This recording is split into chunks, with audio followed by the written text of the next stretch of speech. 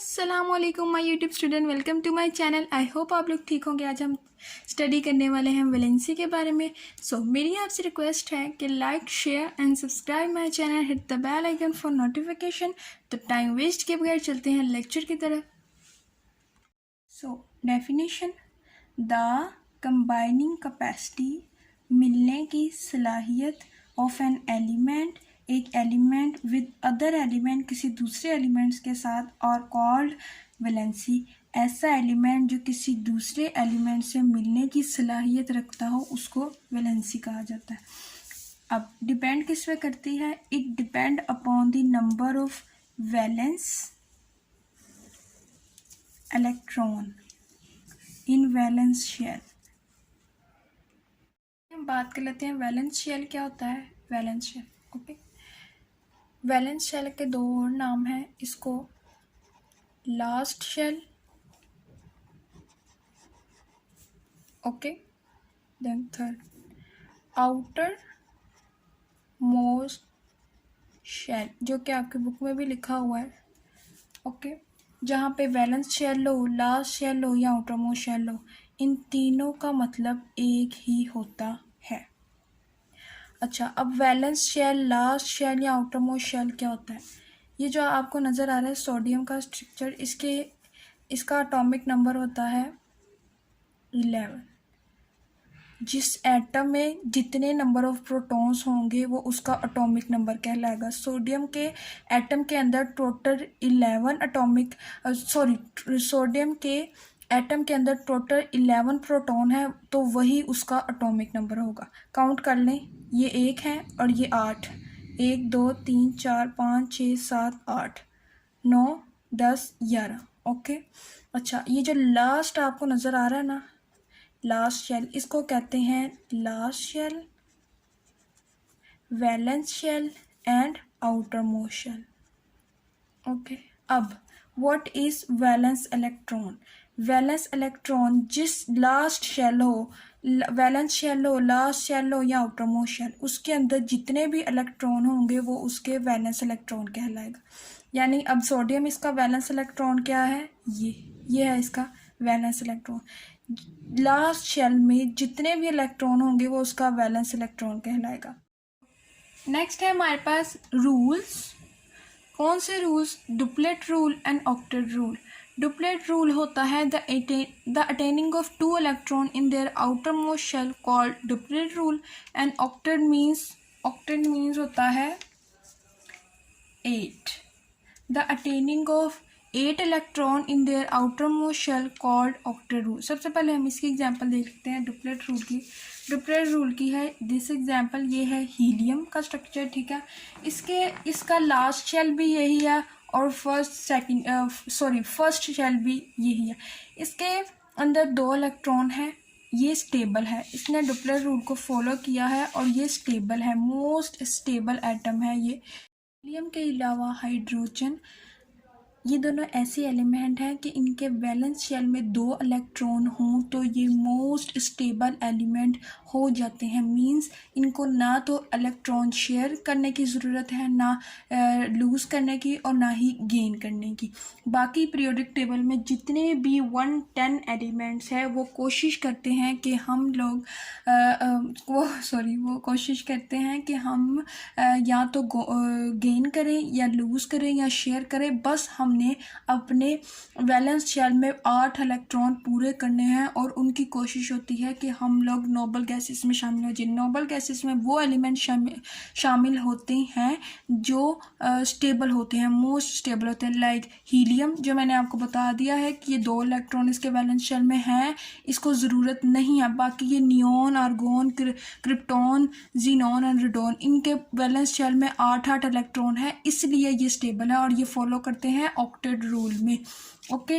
अब ये नियॉन है, इसके वैलेंस शेल में पूरे 8 इलेक्ट्रॉन है, इसको ज़रूरत नहीं है ना शेयर करने की, ना लूज़ करने की और ना ही गेन करने की। और बाकी जितने भी एलिमेंट्स हैं वो कोशिश करते हैं, एटम्स हैं, वो कोशिश करते हैं कि हम अपने वैलेंस शेल में पूरे 8 इलेक्ट्रॉन कंप्लीट करें और हम ऐड हो जाए, मीन्स शामिल हो जाए नोबल गैसेस में। बात करते हैं कि एलिमेंट अपने आप को स्टेबल मींस एटम अपने आप को स्टेबल करने के लिए लूज गेन और शेयर कब करता है। ये कुछ रीजंस हैं या रूल समझ लें जो आपको पता होने चाहिए। ये है सोडियम का हमारे पास पूरा स्ट्रक्चर। अच्छा, valence electrons less than 3 then lose electron. इसका क्या मतलब है?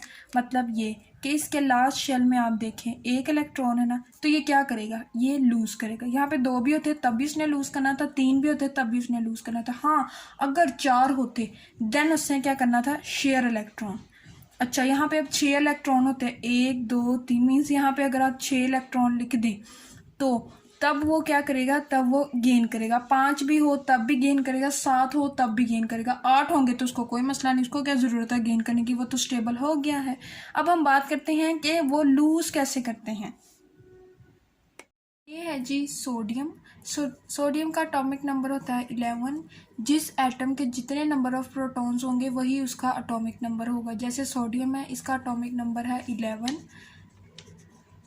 जिस एटम के जितने नंबर ऑफ प्रोटॉन्स होंगे वही उसका एटॉमिक नंबर होगा। अब सोडियम के अंदर जितने भी नंबर ऑफ प्रोटॉन्स थे वही उसका एटॉमिक नंबर है। ये 11 है, काउंट कर लें। ये 8 है, ये 2 है और ये 1 है। 8 2 1 8 सॉरी 11। अच्छा, अब ये यहाँ प्लस क्यों लिखा हुआ है? प्लस इसलिए लिखा है क्योंकि इलेक्ट्रॉन पे होता है नेगेटिव, प्रोटॉन पे होता है पॉजिटिव और न्यूट्रॉन पे कोई चार्ज नहीं होता क्योंकि न्यूट्रॉन मीन्स न्यूट्रल वो होता है जिसपे कोई चार्ज नहीं होता। इसलिए पॉजिटिव इसलिए है क्योंकि इसके अंदर प्रोटॉन और न्यूट्रॉन होते हैं। Around the nucleus electron revolve करते हैं। ये तो अब आते हैं जो आपको पता होनी चाहिए, अगर नहीं पता तो मैंने आपको बता दी हैं। अब चलते हैं जी, अब इलेक्ट्रॉन, अब इसके वैलेंस शेल में कितने हैं? 1 इलेक्ट्रॉन। अब मैंने आपको बताया था जिस वैलेंस इलेक्ट्रॉन में मीन्स वैलेंस शेल में 3 या 3 से कम इलेक्ट्रॉन होंगे वो लूज करेगा। अब इसमें 1 है तो ये क्या करेगा? लूज। अब बात करते हैं ये लूज कैसे करेगा। उससे पहले आपको पता होना चाहिए ये जो फर्स्ट शेल है इसका नाम होता है K, सेकंड का होता है L, थर्ड का होता है M। So K is equal to 2, इसमें 2 इलेक्ट्रॉन है। L is equal to 8 and M is equal to means last shell या आउटर मोस्ट शेल या वैलेंस शेल 1। अब बात करते हैं ये लूज कैसे करता है कि जिस वैलेंस शेल में मीन्स 1 वैलेंस शेल में 1 मीन्स 3 या 3 से कम इलेक्ट्रॉन हो तो वो लूज़ करता है। अब लूज़ कैसे करता है? ये हमारे पास सोडियम का स्ट्रक्चर है। इसके वैलेंस शेल में मीन्स लास्ट शेल है हमारे पास 1 इलेक्ट्रॉन है। अब ये क्या करेगा? ये लूज़ करेगा। ये कैसे लूज़ करेगा? जैसे ये लूज़ करेगा तो इसका जो लास्ट शेल है वो ये नीचे वाला बन जाएगा। ये मीन्स ये जो फर्स्ट आपको ये जो लास्ट वाला सर्कल नज़र आ रहा है ना जिसपे 1 इलेक्ट्रॉन है, ये रिमूव हो जाएगा। जैसे ये रिमूव होगा जो हमारे पास ये जो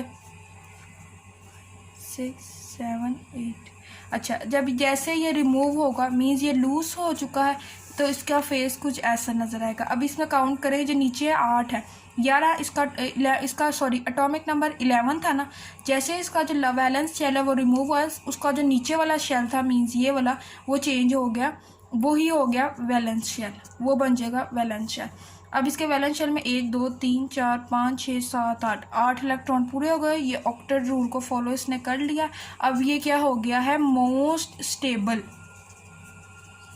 जो इसका मकसद था वो इसने पूरा कर लिया। अब वैलेंस इलेक्ट्रॉन इसने क्या किया है? इसने किया है सोडियम Na। इसने क्या किया है? लूज़ किया है। कितने इलेक्ट्रॉन लूज़ किया है? 1। तो लूज़ किया तो इसको आएगा प्लस का साइन, ठीक है। ये हो गया सोडियम ने किया +1 और ये क्या होता है? मेटल। करते हैं गेन करने की। ये गेन कैसे करता है? अब ये देखें, ये है हमारे पास क्लोराइन के ये 1 मैंने ऐड किया है, ये आप ना देखिए, इसमें टोटल 17 है। ये है इसका एटॉमिक नंबर। जिस एटम में जितने भी नंबर ऑफ प्रोटॉन्स होंगे वो उसका एटॉमिक नंबर ही कहलाएगा। ओके, अब बात के सॉरी शोर हो रहा है। अब बात करते हैं ये जिस भी एटम से जितने भी इलेक्ट्रॉन लेगा इसको चाहिए 1 ही। इसके ये देखें वैलेंस शेल में 7 है, इसको सिर्फ 1 चाहिए। इसने जिस भी एटम से लिए हैं ले तो लिए हैं इसने, ये देखे मैंने ऐड कर दिया। मीन्स कर ले, सपोज कर ले इसने सोडियम से ही एक ले लिया जो सोडियम ने लूज़ किया था, उसने वो लेके अपने उसने पूरे वैलेंस शेल में पूरे 8 इलेक्ट्रॉन कर लिए हैं। मीन्स ये ऑक्टेट इसने कंप्लीट अपने कर लिए हैं। अब लिखते हैं इसको राइट कैसे, वैलेंस इलेक्ट्रॉन, ये क्लोराइन है, ये है इसका सिंबल, ठीक है। ये -1 इसलिए है जब गेन होगा तो -1, जब लूज़ होगा तो +1। ओके, ये क्लोराइन है, इसके ऊपर -1, ये इसने लूज़ किया था तो इसके ऊपर सोडियम के ऊपर +1। ये मेटल है और वो नॉन मेटल।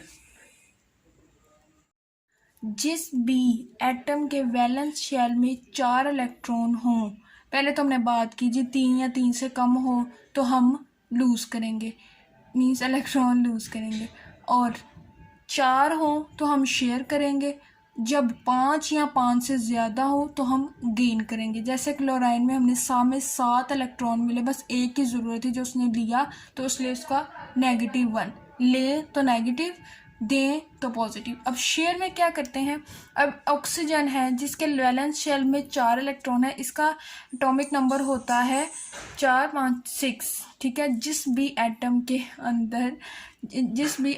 अंदर जितने भी प्रोटॉन होंगे वही उसका एटॉमिक नंबर क्या होगा।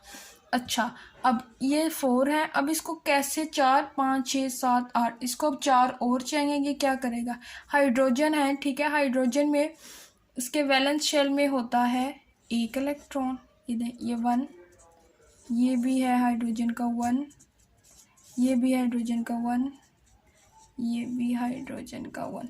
अभी इसके पास तो है, ये भी देखें, ये क्या करेगा, ये शेयर कर लेगा और बॉन्ड बना लेगा। ये इसने शेयर किए और बॉन्ड बना लिया, ये इसने बॉन्ड बना लिया कार्बन ने हाइड्रोजन के साथ। जैसे ये बॉन्ड बनाएगा तो ये एक स्ट्रक्चर बन जाएगा हमारे पास HC। आप देखें बिल्कुल एज इट इज़ है जैसे वैसे। ये क्या है, ये हमारे पास बन गया CH4 मीथेन गैस। ओके, ये क्या हमारे पास बन गई, मीथेन गैस। दोबारा बना के दिखा दिया है, फिर बाद में मुझे कमेंट में कुछ लोग कहेंगे कि मैम आपको तो बॉन्डिंग ही करनी नहीं आती। सो सॉरी, ये मैंने दोबारा बना दिया है, ये कुछ ऐसे बॉन्डिंग होगी लेकिन स्ट्रक्चर सेम वैसा ही है, देख लें एज इट इज़। इसको आप भूल जाएं, ये गलत बना है। आई होप आप लोगों को लेक्चर समझ आया होगा। अगर लेक्चर समझ आया है तो प्लीज़ मेरी आपसे रिक्वेस्ट है कि like, share and subscribe my channel. तो अगर आपका कोई भी क्वेश्चन हो तो आप मुझे कमेंट सेक्शन में बता सकते हैं। अगर नहीं समझ आया तो कोई बात नहीं, मैं इसी टॉपिक पर दोबारा भी वीडियो अपलोड कर दूँगी, कोई मसला नहीं है। तो मिलते हैं नेक्स्ट वीडियो में, तब तक के लिए अल्लाह हाफिज़।